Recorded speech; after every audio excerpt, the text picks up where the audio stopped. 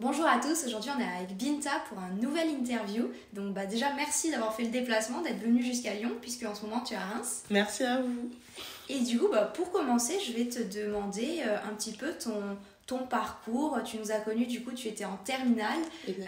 Quels étaient un petit peu, tu étais dans quel lycée, tu faisais quelle spécialité, quelle était un peu ta moyenne? Voilà, je pense que ceux qui nous regardent ont un petit peu envie de comprendre ton profil. D'accord, pas de souci. Du coup, je m'appelle Binta, donc je suis née et j'ai grandi à Argenteuil, donc c'est en banlieue parisienne, dans le 95. Donc au lycée, j'étais dans un lycée public, donc qui était quand même assez bien réputé dans ma ville, mais peut-être pas très bien classé au niveau quand même du pays ou même de l'Île-de-France. Mais donc en seconde, nous on a eu la réforme, donc on était un peu la nouvelle génération de la réforme. Donc moi j'avais prévu de faire ES initialement. Donc j'ai un petit peu organisé, on va dire, mes spécialités pour que ça colle un petit peu avec l'ancien programme. Donc j'avais pris SES, donc sciences économiques et sociales, AGGSP, donc histoire, géographie, géopolitique et sciences politiques, et les maths. Donc voilà. Tu as recréé ta ES. Voilà, j'ai recréé ma ES. Pour les maths, j'avais hésité beaucoup avec LLCE, monde contemporain. Donc voilà, l'aspect anglais, parce qu'on parlait beaucoup d'actualité, donc ça semblait un peu attractif, etc. Mais mon père était plutôt favorable aux mathématiques et ça m'a servi, vous allez comprendre après, parce qu'il y a quand même pas mal de maths, je trouve, un peu à Sciences Po. Donc ça peut être pratique. C'est vrai. Et du coup, en terminale, tu avais à peu près combien de moyenne? Donc en terminale, moi j'ai terminé à 17 de moyenne. Donc c'était à peu près 17,30, 17,35. En seconde, je tournais plutôt aux alentours de 15. Ensuite, en fait, on a eu le Covid. Donc voilà. Donc on a eu le Covid. Et puis en première, voilà, c'est là où je me suis vraiment motivée, que j'ai commencé vraiment à préparer Sciences Po plutôt sérieusement. Et ma moyenne a commencé à graduellement augmenter. Donc je suis passée de 15 à 16, de 16 à 17. Et puis dernier trimestre de terminale, j'étais presque à 18. Mais bon, on les a pas atteints. Ouais, t'as eu une sorte de déclic. Voilà, exactement. Donc oui, parce qu'en seconde, en fait, Sciences Po, ça paraît un petit peu loin. Ouais. On se dit, on veut préparer Sciences Po, surtout que moi, en fait, je savais que je voulais faire ça depuis à peu près quand même la classe de 4e, 3e. Ah oui. Donc ça remonte quand même. Mais voilà, c'est des choses qu'on dit comme ça, sans trop y croire. Mais il y a un moment où ça devient vraiment concret. Donc il faut commencer à préparer. Et puis là, je me suis dit, 15, c'est peut-être pas suffisant, il faudrait peut-être un petit peu travailler et ça a payé. Qu'est-ce qui a été le plus dur dans l'admission Sciences Po? Le plus dur, je pense que le plus dur, ça a été peut-être de se vendre en fait. Parce que c'est vrai qu'au lycée, on sort un peu du collège, on n'est pas habitué comme ça à se mettre en avant à ce point. Et je trouve que le système quand même scolaire français va pas dans ce sens-là en fait, de démarquer chaque élève, de trouver une spécificité en chaque élève, en chaque étudiant.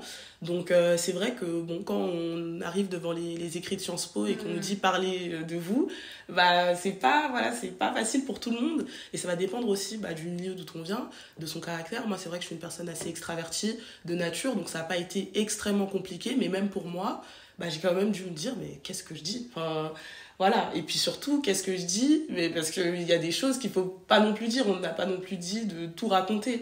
Donc c'est là, il faut savoir aussi cibler, dire ce qui peut être pertinent au niveau de l'admission, donc sans non plus étaler sa vie sans raison. Voilà. C'est super intéressant ce que tu dis, parce que c'est vrai que les seuls oraux qu'on va faire dans le système scolaire français, ça va être par exemple le grand oral ou le bac de français. Exactement. Seulement pour déterminer d'un niveau de connaissance. Voilà. Donc ça n'a rien à voir avec le fait de convaincre une école qu'on est un bon élément pour elle. Finalement, un jury du bac il va dire est-ce que je lui mets 10, est-ce que je lui mets 12, et son admission, le fait qu'il ait le bac ne va pas changer le fait que son camarade ait le bac aussi. Exactement. Alors que là c'est quand même une compétition. C'est un concours.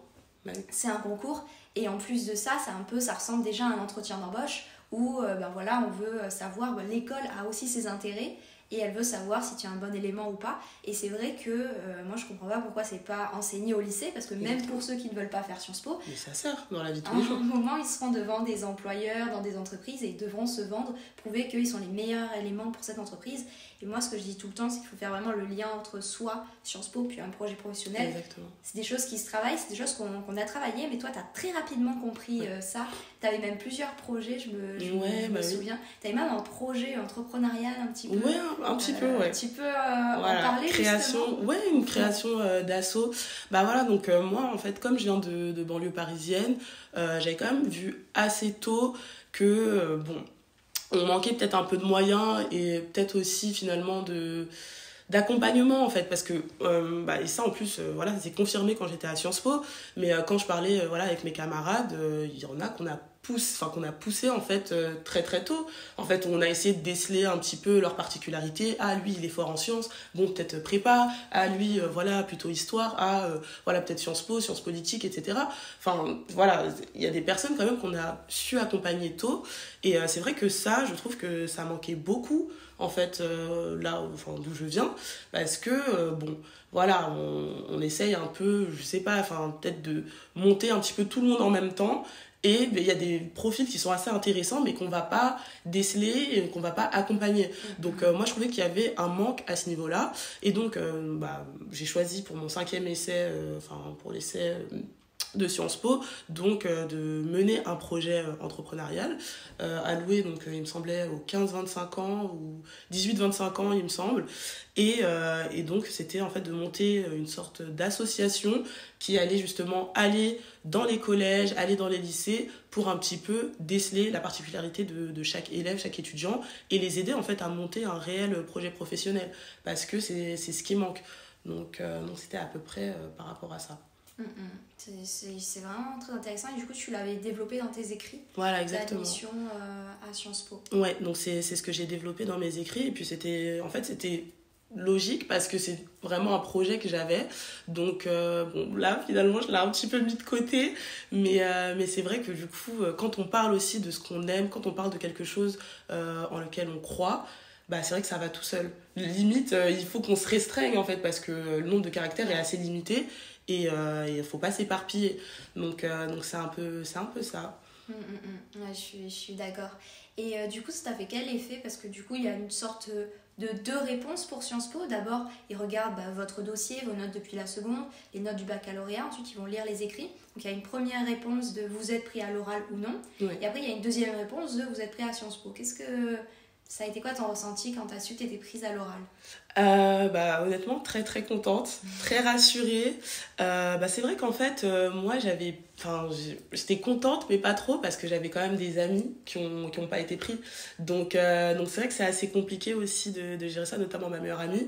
Donc j'étais très contente, voilà, mais je devais aussi en même temps essayer de comprendre aussi le fait que ça puisse pas fonctionner pour tout le monde, mais c'est vrai que c'est assez satisfaisant, d'autant plus que en fait à l'oral de Sciences Po, après ça se passe différemment pour chaque personne, mais on peut en parler, mais c'est vrai que les professeurs sont assez neutres en fait, donc on sait pas trop ce qu'on vaut, on sait pas trop si en fait ils ont apprécié ou pas. Des fois on peut penser qu'ils ont apprécié ce qu'on leur a dit, mais peut-être pas forcément. Donc en fait c'est vrai qu'il y a quand même un certain stress, et je pense que bon, là, ça a fonctionné. Donc, c'est vrai que forcément, j'étais heureuse. Mais je pense que c'est aussi intéressant de s'intéresser à l'inverse. Parce que pour le coup, se faire recaler à l'oral, c'est un petit peu plus compliqué, je pense, que de se faire recaler au niveau de l'admissibilité. Parce que on a un peu l'habitude d'être jugé par rapport aux notes, par rapport au dossier scolaire. Mais c'est vrai que là, se faire juger quand même sur un petit peu sa personnalité, en fait, au final. Parce que là, on se dit, bon, ok, vous avez le niveau scolaire, vous avez les compétences. Tous ceux qui ont été admissibles ont les compétences, mais on essaye de voir si vous avez un petit peu plus. Si, voilà, au niveau de votre personnalité, voilà, on sent vraiment une réelle détermination, on sent vraiment un projet professionnel ou scolaire en tout cas, qui est vraiment affirmé, etc. Et on sent que vous êtes un bon élément pour Sciences Po. Parce que c'est ça aussi, en fait. C'est-à-dire que Sciences Po va nous apporter, mais on va aussi leur apporter. Donc, en fait, c'est plus compliqué, je pense, de se faire recaler à ce moment-là, parce qu'on se dit, c'est ma personnalité, en fait, le problème. Alors que pas forcément, et c'est un concours. Donc on peut être super, en fait, et quand même ne pas réussir l'oral de Sciences Po. Donc, et puis il y a un facteur chance aussi, évidemment, avec les images, etc.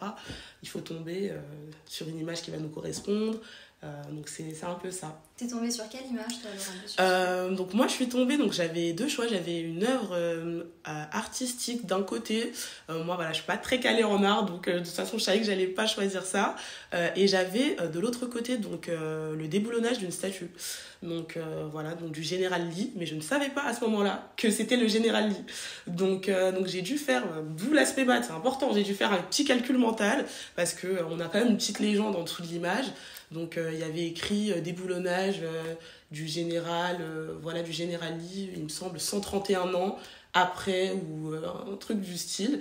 Et donc du coup j'ai dû faire 2022 moins 131 et ça tombait en fait sur les dates de la guerre de sécession.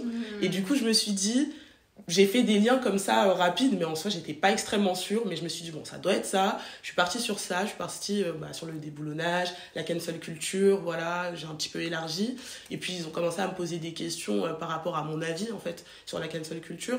C'est vrai qu'en tant que femme noire, du coup j'ai dû donner un avis qui était le mien, mais j'ai dû aussi donner un avis qui était un petit peu plus on va dire neutre, dans la mesure où on peut comprendre aussi que certaines personnes tiennent en fait à l'histoire de certains pays et que bon, le fait de déboulonner comme ça, de réviser un petit peu l'histoire, ça peine certaines personnes. Donc j'ai essayé un petit peu d'être dans la mesure tout en gardant une forme d'honnêteté, parce que c'est vrai qu'en tant que femme noire, de voir des statues de généraux qui ont été pour l'esclavage, ça fait pas plaisir. Mais voilà. Donc, c'est vrai que c'est quelque chose qu'on a bien travaillé dans la prépa, c'est d'essayer de toujours donner son avis ou même de faire des hypothèses, mais toujours essayer de prendre plusieurs parties pour montrer en fait qu'on cerne les enjeux tout simplement. C'est-à-dire qu'on ne dit pas juste moi je pense ça, mais on dit je comprends ce point de vue. Il y a également du coup les personnes, etc. qui pensent comme ça, ceci et cela. Et du coup le jury voit vraiment ok, elle a ses propres idées, mais elle comprend les enjeux, etc. Exactement. Et ça montre vraiment parce que tout le monde peut donner finalement son avis, mais il n'y a pas beaucoup de monde qui essaye de comprendre vraiment les réflexions. C'est pour ça que toi tu vas pas passer le concours commun des 7 IEP, mais ce qui est marrant au concours commun des 7 IEP, c'est que souvent en langue ils demandent par exemple en anglais de défendre le fait qu'on supprime l'avortement, ces choses-là. Et souvent les élèves sont offusqués pour l'avortement. Et du coup c'est très difficile en fait d'avoir des arguments pour en faveur de quelque chose qu'on défend. C'est ça. Et je trouve ça très intéressant parce que du coup ça pousse les élèves vraiment à se mettre dans la tête de quelqu'un qui n'est pas d'accord avec eux. Et même pour quelqu'un qui n'est pas d'accord, c'est même mieux. Après, ça affine les arguments, etc. Donc je trouve ça vraiment intéressant. Et je doute pas que tu l'aies très bien fait puisque tu le faisais bien avec nous. Mais du coup, ça a bien fonctionné. C'est vrai que j'ai vu quand même qu'ils ont apprécié le fait que je parle en tant que moi-même et que j'essaye un peu aussi de sortir de ça et puis aussi faire des parallèles, c'est très important. Parce que c'est vrai qu'on était en 2022, donc il me semble qu'il y avait l'anniversaire de la mort de Napoléon un petit peu plus tôt, quelques mois avant. Du coup, forcément, il y a des débats qui ressurgissent. Donc il fallait faire des liens. Ils m'ont demandé, est-ce qu'il n'y aurait pas... là, un petit peu dans l'actualité, d'autres débats. Donc en fait, ils essayent aussi quand même de nous tendre des perches. Et après, si on ne sait pas, on peut dire non, dans l'actualité, il n'y a pas, mais peut-être essayer de rebondir. Mais je sais que certains personnages dans l'histoire sont assez controversés. En fait, on peut toujours essayer de se rattacher à quelque chose. Là, c'est dans l'actualité. Je sais que c'était quelques mois auparavant, j'avais la bonne réponse. Mais quand bien même, en fait, on peut essayer quand même de s'en sortir en disant ça, je sais pas trop, mais par contre, ça, je sais. Donc c'est ça, en fait, un petit peu l'oral. C'est un peu une compétition, un peu, on essaye de se débattre comme on peut. mais c'était super. Et puis même, au-delà de ça, je trouve quand même que les jurys sont... En fait, ils sont juste neutres. En fait, ils vont pas montrer que, vous gérez l'oral, mais ils vont pas non plus vous faire peur, On va vous laisser juste vous débrouiller et ça sera à vous de gérer votre stress. C'est vrai, dans la plupart des cas, c'est ça. Ouais. C'est les retours qu'on a eus. Et toi, t'en gardes du coup une bonne Une bonne expérience. Ouais, une bonne expérience de ton admission. C'est un bon souvenir. Honnêtement, c'est un bon souvenir et j'étais agréablement surprise en fait par l'oral parce que ils m'ont posé beaucoup de questions quand même qui étaient vraiment tournées sur moi. Voilà, parce qu'on peut se dire, voilà. En fait, c'est la partie culture générale, je pense, qui fait très peur à l'oral. La partie où quand on commence à décrire une image, qui commence à nous poser énormément de questions et on peut vite se sentir acculé et être à court juste d'arguments. Mais je pense qu'il tourne vachement et même quand j'ai parlé avec mes camarades à Sciences Po, c'est vrai que en fait ils nous posent beaucoup de questions sur nous. Ils essayent vraiment d'en savoir sur nous parce que notre dossier ils l'ont lu en fait. Donc c'est vraiment ça et moi ça m'a beaucoup plu parce que voilà, comme je l'ai dit, voilà, je suis assez extravertie et moi j'ai pas de mal à parler de moi-même, mais bon, ça peut être aussi peut-être une faiblesse pour d'autres personnes, donc peut-être d'autres personnes vont se rattacher à la culture générale, à l'actualité, etc. Mais ils essayent vraiment d'en savoir plus sur nous, sur nos objectifs et forcément en quoi est-ce qu'on pourrait servir à l'école. Donc c'est ça aussi. Donc ouais, un plutôt bon souvenir. D'autant plus qu'à la fin, ils m'ont demandé sur quel campus je voulais être. Donc voilà. Et ils m'ont accédé à ma demande. Donc c'est voilà. Je me suis fait une parfaite transition sur là où je voulais en venir. Ah ouais, super. Puisque tu nous as dit que tu étais en banlieue parisienne, donc pourquoi pas avoir choisi Paris, que tu devais beaucoup mieux connaître que le campus de Reims, puisque juste pour ceux qui nous écoutent, qui n'en savent pas beaucoup sur Sciences Po Paris, il y a des campus délocalisés qui sont spécialisés par région. Vous pouvez juste taper sur, vous mettra même la carte des campus délocalisés avec leurs petites spécialités. Mais du coup, pourquoi Sciences Po Reims ? Oui. Tu pouvais aller à Paris. Oui, bonne question. Ça aussi, je l'ai bien défendu du coup à l'oral. En fait, moi, j'avais un peu envie de voir autre chose. Je me dis que les études, c'est pas qu'une question finalement d'école et de cours en fait, mais c'est aussi une expérience à part entière. Et c'est vrai que rester sur Paris, étant donné que moi j'habite quand même à 30-35 minutes en fait du campus de Paris, donc c'est pas extrêmement loin, j'aurais pu, ça aurait été pratique, mais je trouvais qu'il y avait une plus-value déjà à juste aller ailleurs, en fait juste découvrir d'autres horizons, même en fait pour moi-même, pour me découvrir en tant que personne, parce que c'est vrai que quand on reste chez ses parents, en fait on a son petit confort, voilà, ses habitudes, sa famille, ses amis, et c'est vrai que je me disais, si je reste sur Paris, en soi-même je vais garder le même cercle, parce que voilà, mes camarades sont à Sorbonne, etc., même à Sciences Po, et donc j'allais pas aller vers les gens forcément. Donc déjà il y avait ça, mais au-delà de ça, bien évidemment quand même la spécialité. Donc voilà, moi le campus de Reims m'intéressait notamment pour la spécialité sur l'Afrique subsaharienne et voilà, c'était une spécialité qui m'intéressait beaucoup parce que je trouvais justement que je manquais de culture par rapport à l'Afrique et que c'était un continent quand même qui était victime de beaucoup de désinformation et qui était assez méconnu en fait. Donc c'est ça qui forcément m'attirait, mais pour plein de raisons, Reims a été un très très très bon choix parce que voilà, au niveau de l'ambiance, etc., c'est super, donc voilà. Et est-ce que la qualité des cours est au rendez-vous ? Est-ce que tu en as appris sur l'Afrique ? Oui, la qualité, en revanche, il y a quand même un petit coup de gueule, il y a quand même pas énormément de cours sur l'Afrique. En fait, on a un socle commun à Sciences Po de cours que tous les campus partagent, et c'est vrai que c'est quand même ce socle commun qui est mis en avant, ce qui est normal pour qu'on ait tous la même formation en fait à la fin du collège universitaire. Mais voilà, on a une spécialisation. Moi je trouve qu'on aurait pu avoir peut-être plus de cours. Je peux donner quelques exemples. On a un cours sur l'histoire de l'Afrique, donc en première année.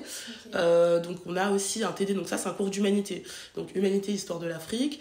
On a donc une conférence de méthode, mais qui vaut au TD, donc du coup à l'université à Sciences Po. On peut choisir, il y avait encore histoire de l'Afrique, donc plus au niveau des sources, recherche des sources, ça va plus être un travail d'historien. Il y avait question de genre en Afrique, il y avait guerre et violence en Afrique, et ça s'arrêtait là, au niveau des cours sur l'Afrique. Après, voilà, on avait nos cours de droit, par exemple, qui étaient plus orientés, on va dire, les professeurs essayaient de les orienter, trouver des exemples africains, etc. Mais c'est pas obligatoire, c'est-à-dire okay. que ça va être un peu au bon vouloir du professeur, mais qui normalement n'aura pas de souci à intégrer un petit peu l'Afrique. Mais c'est vrai que, on a l'histoire du 19e, donc l'histoire européenne, on a des cours très franco-français. Et c'est vrai que nous, ça nous a un peu dérangé. C'est un peu ce qu'on partage tous dans notre promo. on trouve qu'il n'y a pas assez de cours sur l'Afrique. Cependant, on peut le comprendre aussi, voilà, on a besoin d'avoir un socle commun et qui est assez partagé. Et c'est vrai que toi, pour défendre tes écrits, tu as parlé justement de tes origines. Tu es originaire du coup de quel pays ? Du coup, moi, ma mère est donc ivoirienne et mon père est sénégalais. Ok, et du coup, tu t'en es servi dans tes écrits. Tu as fait des voyages aussi, je me souviens. Oui, beaucoup de voyages. Est-ce que tu aurais des livres ou des films à conseiller, que ce soit du coup peut-être sur le Sénégal ou même du coup sur d'autres pays d'Afrique subsaharienne, pour des personnes soit qui auraient des origines mais qui n'auraient pas eu l'occasion de voyager, etc. Soit même pour des personnes qui veulent le campus de Reims sans avoir vraiment d'origine, sans avoir voyagé, pour qu'ils découvrent un petit peu et qu'ils puissent mettre tout cet art dans leurs écrits. Ouais, au niveau des films, on a les films d'Ousmane Sembène. Donc c'est vrai que c'est quand même une figure, en tout cas dans le cinéma africain. C'est un peu un précurseur, donc ça peut être assez intéressant. J'en ai pas trop d'autres parce que je suis pas une grande cinéphile. Mais voilà, et au niveau des livres, peut-être Cheikh Anta Diop. Voilà, Cheikh Anta Diop, historien, assez controversé voilà, pour ses idées, notamment de l'Égypte noire, etc. Mais très intéressant aussi. Moi, je pense qu'aussi qu'il faudrait un petit peu s'élargir, peut-être pas forcément sur des écrivains africains, mais plutôt sur des écrivains noirs. Donc Aimé Césaire, évidemment, voilà, donc ça peut être aussi intéressant. Frantz Fanon, voilà. Et puis je pense que c'est suffisant. Du coup, ils sont écrits sur la géopolitique de l'Afrique. Non, c'est pas sur la géopolitique, ça va plus être la condition noire. D'accord. Donc ça va pas être sur la géopolitique, mais c'est vrai que sur la géopolitique, j'en ai pas trop. Après, il y a quand même des podcasts. Il me semble que c'est France Inter qui faisait des podcasts comme ça sur les décolonisations. Donc ça peut être très intéressant, ça. Et puis là, j'ai plus le nom comme par hasard. Mais il y a une chaîne comme ça sur YouTube, dont j'ai plus le nom. Si tu la retrouves. Ouais, si je la retrouve, je la mettrai post-production, mais très intéressante aussi, voilà, okay, sur l'actualité africaine. Génial, je pense que ça va intéresser beaucoup de personnes qui nous voient, parce que autant c'est très facile d'avoir des informations globales sur Sciences Po, autant quand on s'intéresse à un campus particulier, qu'on veut faire ses écrits, etc., c'est bien d'avoir justement des informations d'une personne qui est sur le terrain, qui a vu des films, lu des livres, etc. Donc je pense que ça peut bien les intéresser.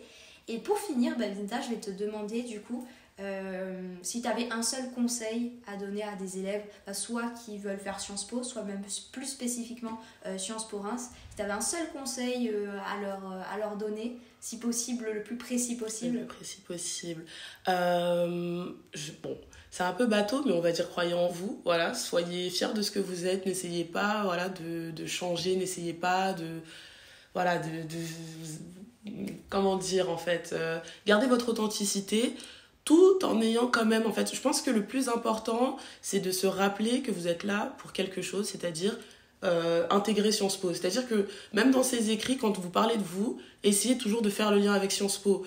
Quand on vous pose des questions sur votre vos ambitions professionnelles, vos ambitions scolaires, etc., toujours faire le lien, en fait, de toujours avoir en fait cette petite idée en tête de se dire dans tout ce que je dis, il faut qu'à la fin il y ait quand même cet objectif là, parce qu'en fait on peut vite se perdre, en fait on peut vite parler de nous, essayer d'aller de montrer qu'on en sait le plus possible, de montrer qu'on est très cool, on n'est pas comme les autres, nous on sait faire ci, on sait faire ça.